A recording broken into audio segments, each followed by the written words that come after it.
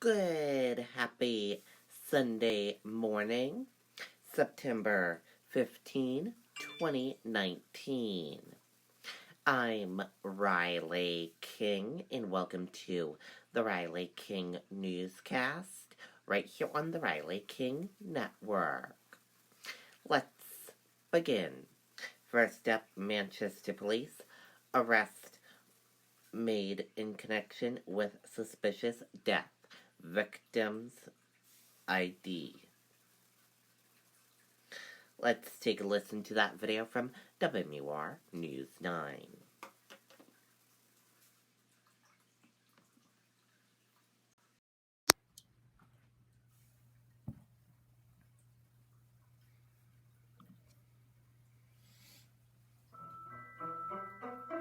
Mrs. Smith, we got your water test results back. Oh, good. Yeah, so your arsenic levels are really high.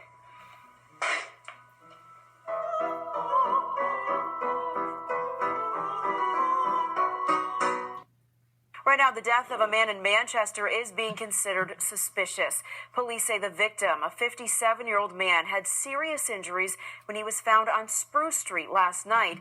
He was taken to the hospital and later died. Police say his injuries were the result of a fight, and they have identified all parties involved. An investigation is now underway.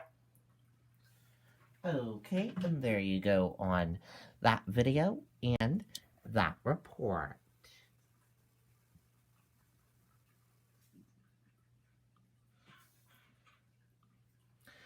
Officials identify man found floating in Piscataqua River. Let's take a listen to the video from WMUR News 9.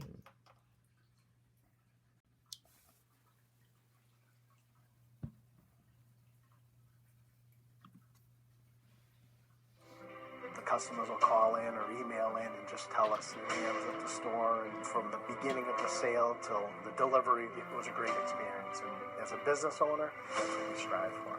Visit us at powellstone.com. New information this morning just into our newsroom about the body found floating in the Piscataqua River in Portsmouth on Friday. Portsmouth police say the man has now been identified. His family has been notified, but they're not releasing his name to the public at this time. Officials say that the incident leading to the man's death possibly started in Dover. The Dover Police Department is now leading the investigation. An update is expected later this morning. Okay, and there you go on that video and that report.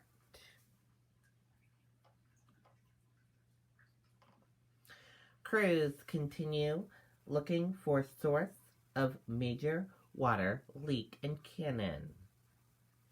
Let's take a listen to that video from WMUR News 9, Tim Cowrie.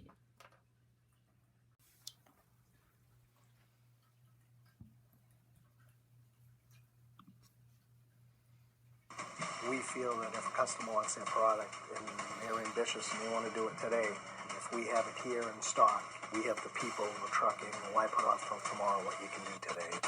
Visit us at powellstone.com. Where is the water coming from? It's become quite the mystery here in Canaan as town officials hunt the source of a massive water leak. Right now, their suspicions are set at the intersection of Route 4 and Bruce Road. We did a lot of the shutoffs leading from the main, coming out of the town down to this point. Used a sensor device on it, found there was a lot of water running in this area. The town's water system has lost thousands of gallons of water. Crews spending Saturday digging up a section that sits along Route 4. But finding an actual break is proving to be a difficult task. We haven't found a solid break in it. We still have water that's leaking and coming around it. So they're making the trench longer so that we can exactly see where it is. And the chief adds, in a situation like this, there would be something to point them in the direction of a leak, either a sinking road or flooded basements, but in this case, nothing.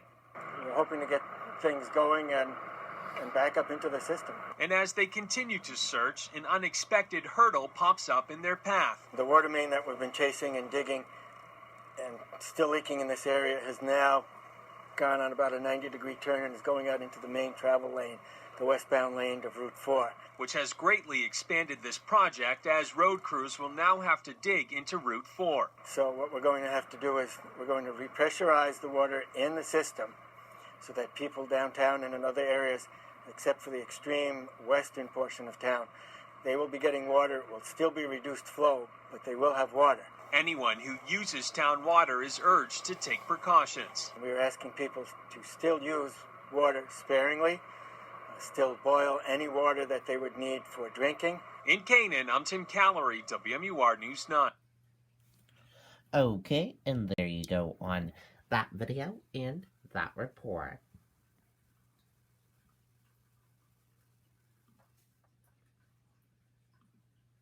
Hudson man arrested after car accident on Pelham Road. Let's take a listen to the video from WMUR News 9.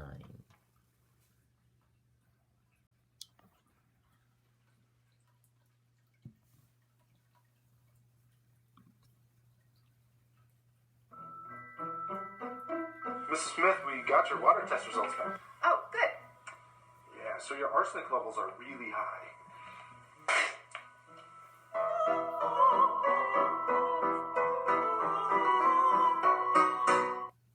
A man faces several charges, including resisting arrest and assaulting an officer after a car crashed into a utility pole in Hudson. According to officers, they arrived at 100 Pelham Road last night, where they found 57-year-old David Horn walking away from the crash that knocked out power to the neighborhood. Police say when officers attempted to arrest him, Horn resisted and several tasers were deployed. Horn refused bail. He's due in court tomorrow. The slew of charges includes 7 counts of assault on a police officer and driving while intoxicated. Pelham Road is back open. That pole has been repaired and power has been restored. Okay, and there you go on that video and that report.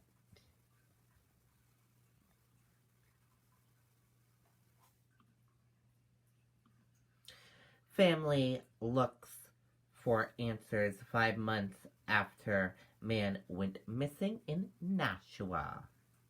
Let's take a listen to the video from WMUR News 9, Siobhan Lopez.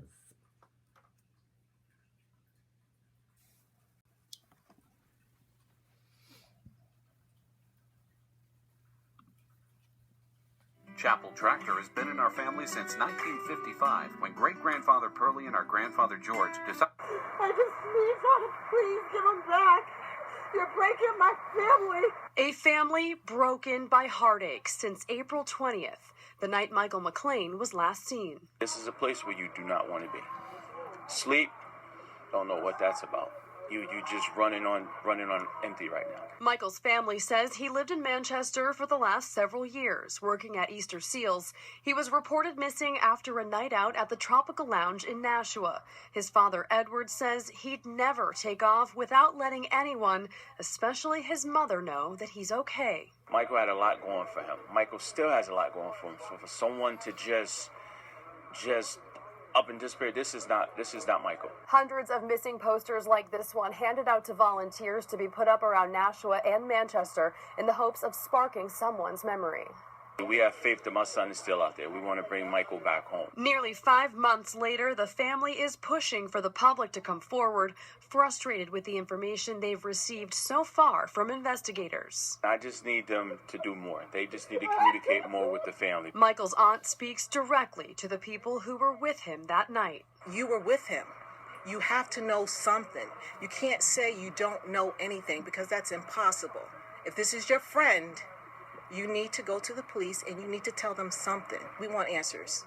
That's all. We want answers, whether he's coming back complete whole to us or whether we have to give him the proper going away. We want Michael back, and we're not going to stop until we get him back. Nashua police say this is an open and active investigation.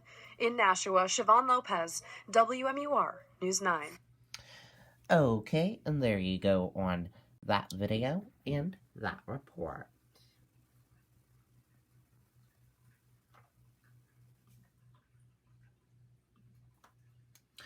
White House confirms Hamza bin Laden's son, Hamza, killed in U.S. operation. Let's take a listen to that video from NBC Nightly News.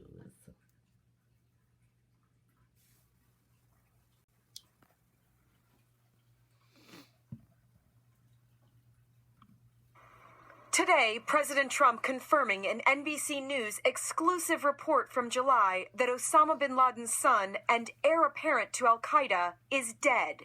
The White House releasing a statement saying that Hamza bin Laden was killed in a U.S. counterterrorism operation in the Afghanistan-Pakistan region. Surrounded by jihad from a young age, Hamza was just 7 years old when his father declared holy war on the U.S. and moved the family to Afghanistan. He appeared in an al-Qaeda video soon after the September 11th attacks and was seen as the most charismatic, religious, and militant of Osama bin Laden's sons. Hamza was not at the Pakistan compound when his father was killed by U.S. Navy SEALs in May of 2011. Still few details about how and when Hamza was killed. U.S. officials only saying it was sometime in the last 2 years. Certainly it would appear that this is an individual that was killed in an airstrike. But earlier this year, the U.S. State Department announced a $1 million reward for information about his whereabouts. And a looming question tonight, with the current emir of al-Qaeda, Ayman al-Zawahiri, believed to be in his 70s, who will lead al-Qaeda next? Who leads the organization? The immediate guess is that it will be al-Qaeda folks that are inside of Syria right now. So, Courtney, how does this impact al-Qaeda? Well, Jose, while Hamza bin Laden was being groomed to be the face of the future of al-Qaeda, U.S. officials do not believe he was actually leading any operations when he died. His death is significant in its symbolism because of his family name. Beyond that, the real practical impact it's likely to have on the terror organization is the turmoil of finding another leader who can rally support around the world. Hey, NBC News fans, thanks for checking out. Okay, and there you go on that video and that report.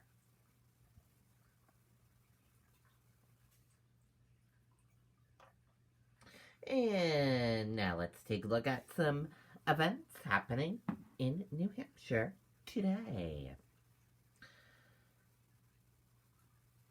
Fall Horse Show, all day, Townsend Training Farm. Lung Cancer Research Foundation, Chelmsford Free to Breathe Walk, 9 a.m. at Harrington Elementary School.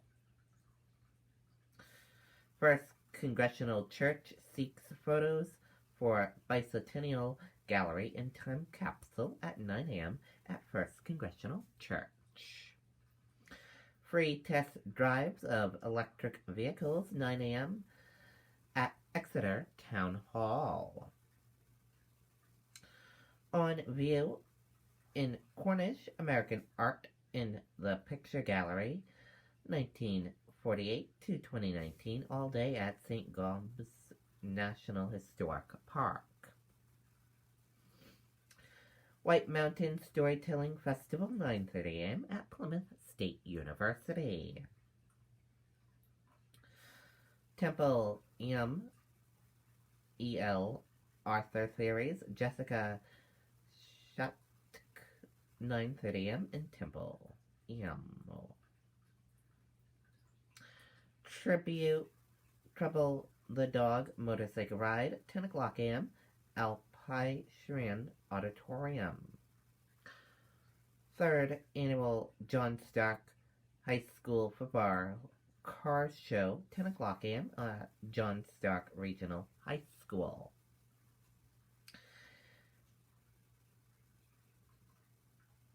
Trouble the Dog Motorcycle Ride to help first responders comfort children in crisis, 10 o'clock a.m. at Shrines Auditorium. And those are all the events happening today, right here in New Hampshire. And I hope you all have a great rest of your Sunday, everyone. I'll see you back here later on today for another newscast. I'll have a news report coming up in a little bit. Goodbye, everyone.